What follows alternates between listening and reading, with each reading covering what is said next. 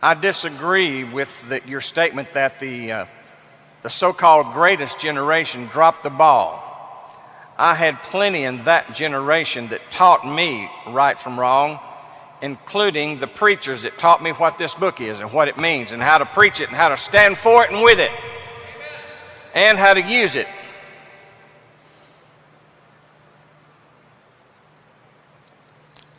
Well, I'm still hunting for where I'm supposed to be. That's what happens when you leave me on my own. I'm going to be reading eventually from Romans chapter 13. I found the New Testament. Aren't y'all happy? I've even found Romans. I've even found chapter 8. 13 is bound to be close there, if I remember my math and my numbers correctly.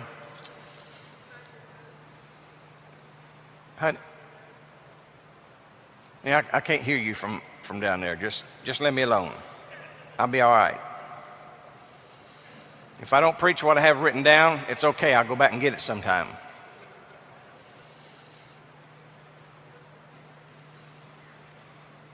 I have found it.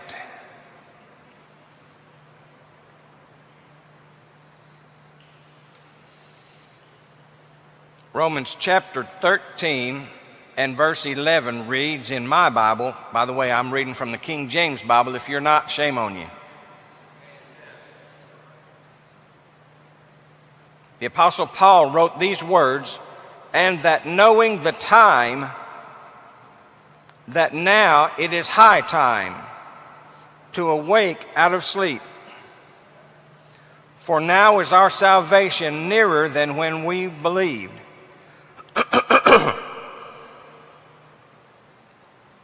Brother Dave, I amened you a while ago when you said the biggest part of America, especially Christian America, is not asleep, they're in a coma. Unfortunately, they've been put in a coma by the leaders. We've got too many ministers and not enough preachers. I've never been accused of being a minister. I don't know how to spell it, but I know how to say preacher. The Apostle Paul, writing to his protege Timothy in the second letter to Timothy in chapter 4, verse 1, he did not say minister the word. He said preach the word. I know how to do one thing right. Preach the word. Pastor Butch, I'm not going to give you all the details right now, but I want to tell you, standing in the parking lot of a church waiting to go in with my quartet to sing, my suit pants fell down on the ground while I was shaking hands with the pastor. That's a true story, I'm telling you. Life's embarrassing moments. Thank God nobody was there with a video camera or any other kind of camera. Oh, it's funny now. Go ahead and laugh.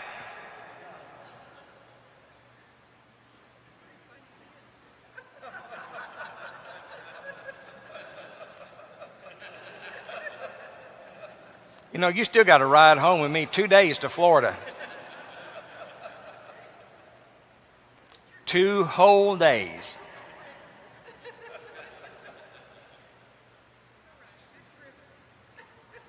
I didn't know my wife could still move as fast as she moved that morning.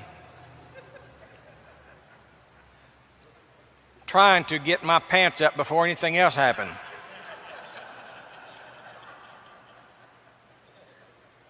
And I never let go of a preacher's hand as quick as I did that day. And he still let us come in and sing. And we're so gracious, he never mentioned one time what happened.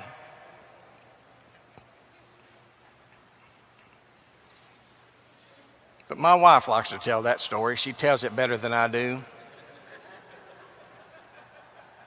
I'm not sure why. We've been married 41 years, some of them happily. I'm not going to give you a number because her number may differ from mine.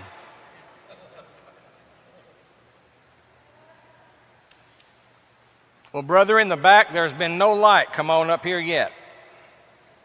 It appears there's a clock up here. If I could get to it, I'd probably kick it off that little table. I've never been fond of clocks, especially when I was preaching and somebody's trying to hold one on me. All right, Coach Dave, I got one little story for you that really goes right along with what I'm telling you tonight. You know, our theme tonight ought to be, since it's getting late in the day, and it is, the next verse in Romans chapter 13 says, the night is far spent and the day is at hand. The day he's talking about is not the next day's daylight. He's talking about the day of judgment is nearly here. Are you listening? You think maybe we could be there? Could we be right at that close to the door of judgment being open? In 2001,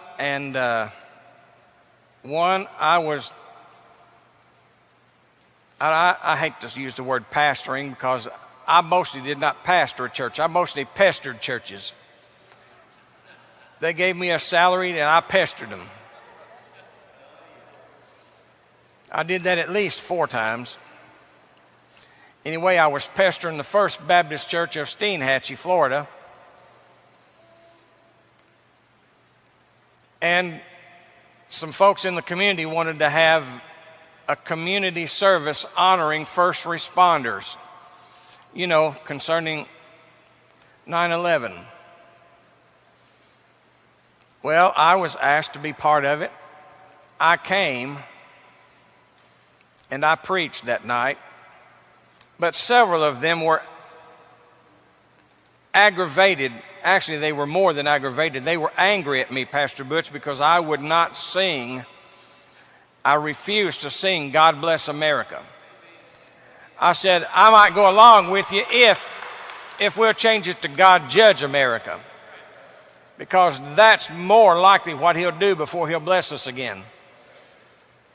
I don't see God blessing this nation again until we get right. God is not in the habit of passing out blessings to disobedient children. But he is in the habit of wearing out the seat breeches of disobedient children. Hello? Can I tell you this crazy generation of trying to teach children by time out?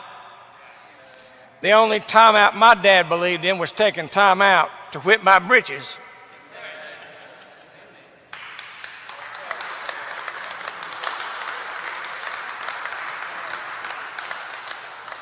That's part of the greatest generation right there. I was raised up in the 60s, sometimes by the hair of my head. My mama used that stupid book by Dr. Spock. You know, about this thick.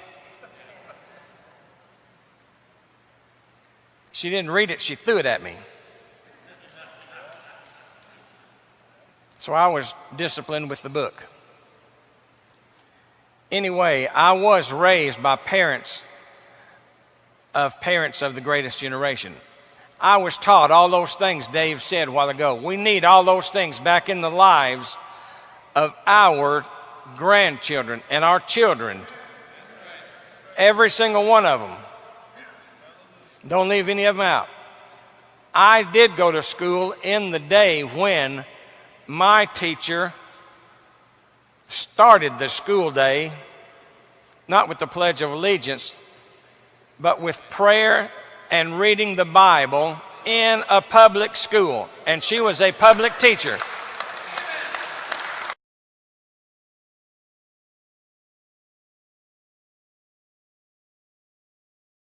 Now, Coach, I want to give you an example of somebody who sucked it up and played the man for his day.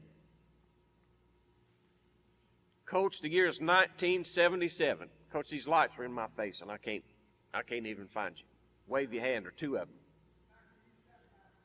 I see them glasses there, and I see your hat. The year is 1977. Lou Holtz is the coach for the University of Arkansas Razorbacks. They've just won the Southwest Conference title. They've been invited to the Sugar Bowl. That's the good news. The bad news is they're to play the number one team in America, the University of Oklahoma, who has one of those years that they seem to find about every 25 years. They come up with a team of supermen, and they finish in the number one category of every statistic counted in offense and defense. They were deemed to be unbeatable, and indeed they were ranked number one and undefeated, not only in their conference but out of the conference. And so Lou Holtz and his little Razorbacks were going to be fodder for another slaughter January 1st, 1978. 2 weeks before the encounter, 3 young men on the University of Arkansas team violated team rules, and Coach Holtz had a steadfast rule. You violate a rule of the team, you don't count the team worthy of following the rules, you don't play.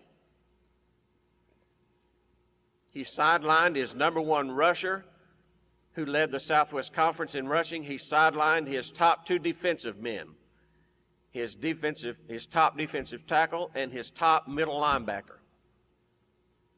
They were already 25-point underdogs. When he did that, they went to the odds in Las Vegas, just went to David and Goliath. Forget it. They don't stand one chance. In fact, they took the game off the boards. They wouldn't even take bets there in Las Vegas on this game. Well, Coach, by the middle of the first quarter, those underdogs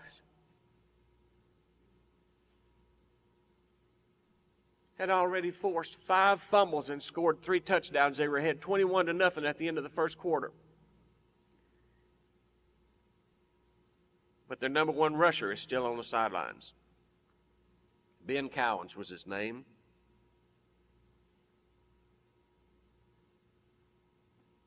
Middle of the fourth quarter rolls around, and for the first time in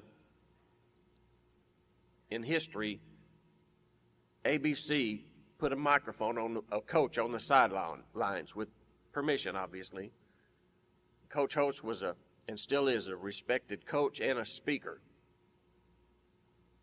And he's a funny man.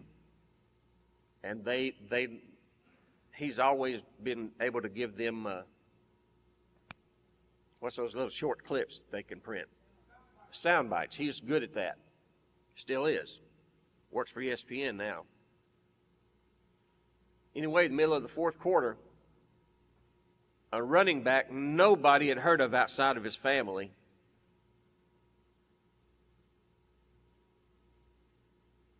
was a fifth-year senior, had probably not rushed over 25 times in the 10 regular season games. He was on the bench.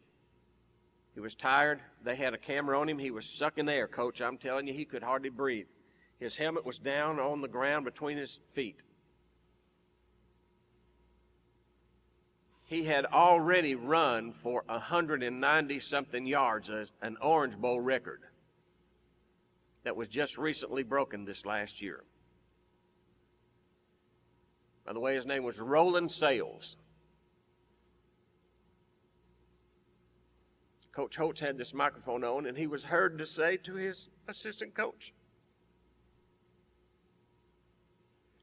somebody came and said, Coach, did you know that Roland is within 2 yards of the Orange Bowl record? He needs 2 yards to go over 200 yards.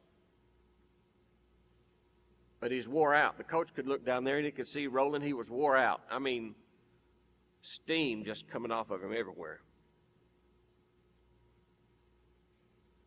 But he said these words.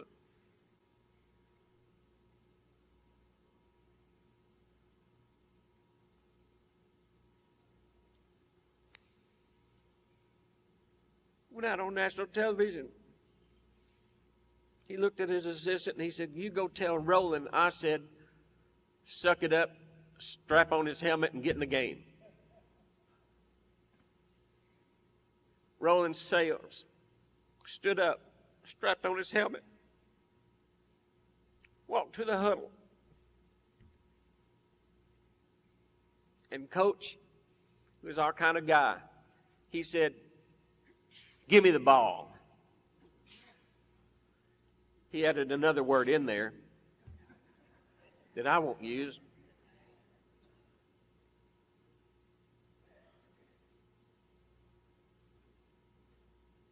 And he set the record in 1978 that stood for over 25 years. Because even when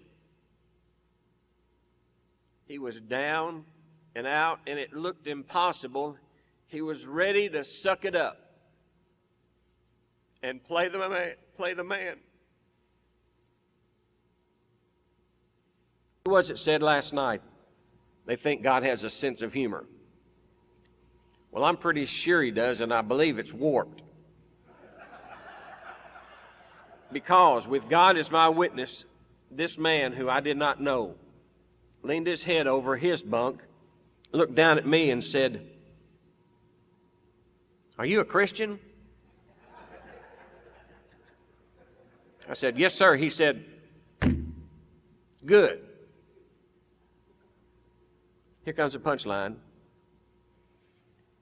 He said, "I've been praying for God to send me a Christian bunkmate." Coach, I never felt more like just punching somebody in the mouth as hard as I could.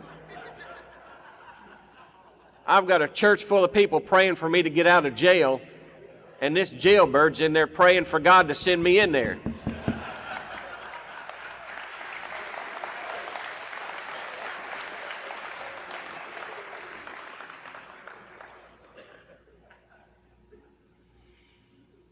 By the way, Casey got saved. And today, he's a deacon leading his family in a Black Baptist church about 15 minutes from my house.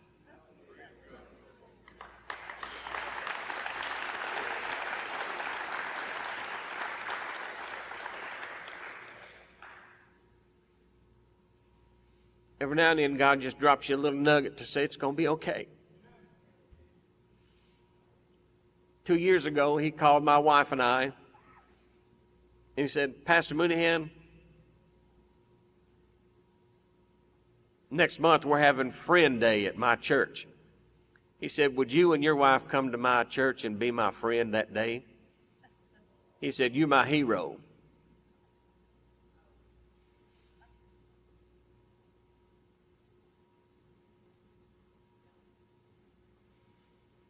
Now, let me tell you how Casey got saved. His name's Casey Starks, by the way. Here's another one of those God things.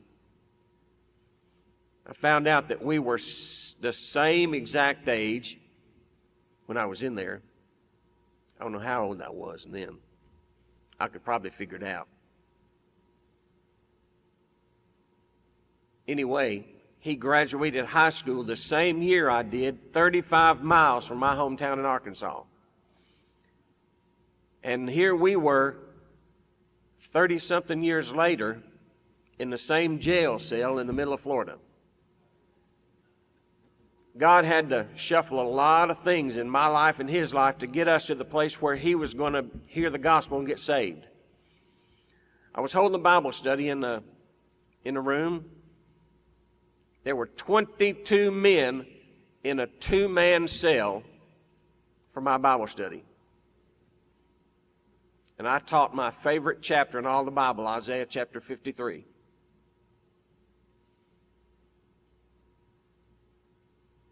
And when I finished, Casey was sitting with me on the bottom bunk. We were sitting down, and there were guys stacked up everywhere. 6 or 7 guys on the top bunk, just stretched out everywhere, and they were standing out in the hall listening. So anyway, I got through with my lesson, and I I gave the plan of salvation, and Casey said, Reverend, what about Grandma? I said, Casey, what about Grandma? He said, you know, every neighborhood's got a grandma with it. All the kids always go to Grandma's house, and Grandma, every time somebody's sick, she's sending food down to their house. And if they're in the hospital, she goes to the hospital. But every one of our neighborhoods got a grandma. He said, what about Grandma? Ain't she going to heaven? I said, Casey, if Grandma never trusted Jesus Christ as her personal Savior and had His blood applied to her account, then Grandma's not going to heaven. Casey looked at me again and he said, if Grandma ain't going, Casey ain't going. I said, we can take care of that. He said, let's do that. And he got saved right there.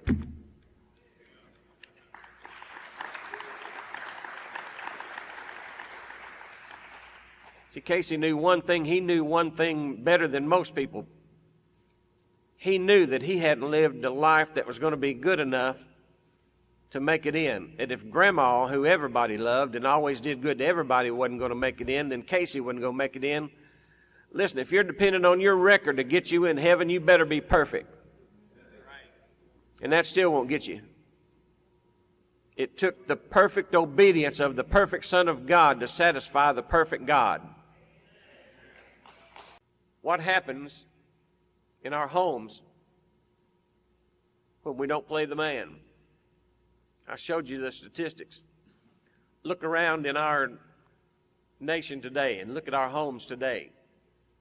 Our homes are a disgrace because we've had about a generation or so of men who failed to play the man. You know what Paul said in 2 Timothy chapter 2 to a young preacher? I say a young preacher. Timothy was probably in his late 20s or maybe even early 30s when Paul wrote him this letter. Chapter 2, verse 1 and 2, he said, now Timothy, he said, things are going to be tough out there. It's not going to be a cakewalk if you're going to be a preacher. He said, but here's what you need to do, and here's the words. Look it up. He said, endure hardness.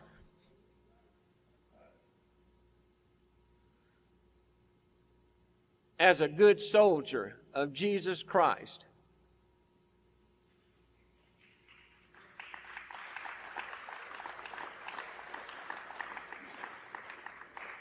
Coach, he basically said, suck it up, son.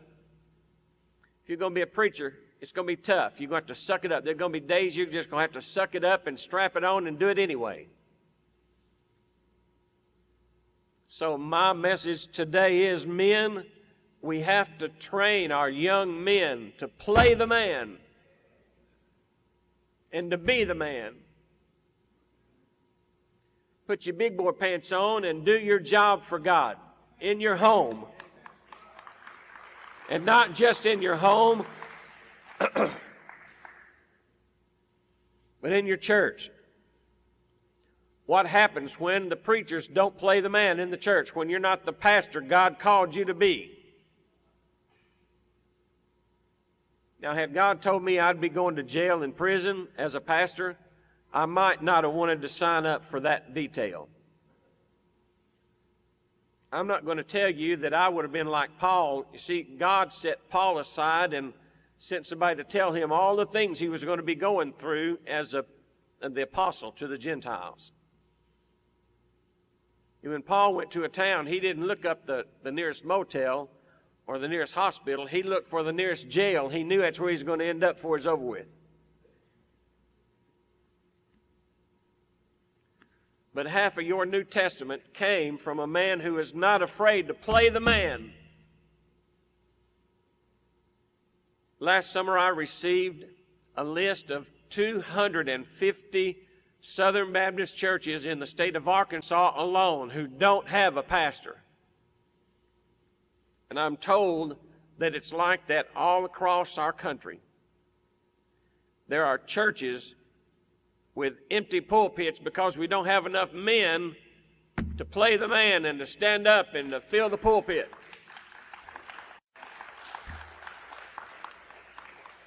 And last of all, before they drag me away from here, I told you last night they wound me up and didn't give me anywhere to go.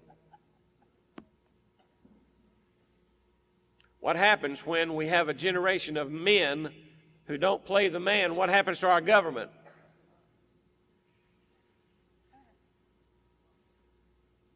Now, if we had some men who would be like Patrick Henry and Thomas Jefferson and George Washington, and I could go on and on about them, but that's not what I'm here to do.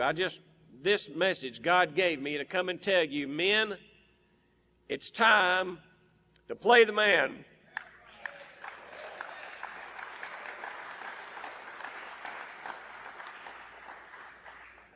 God doesn't have to have an army. He just needs a few good men here and there. Well, you've seen this weekend a few good men here and there that are standing up in their area for God. They're not afraid to play the man. My time is completely gone. I know that because my clock's coming up the walk over here.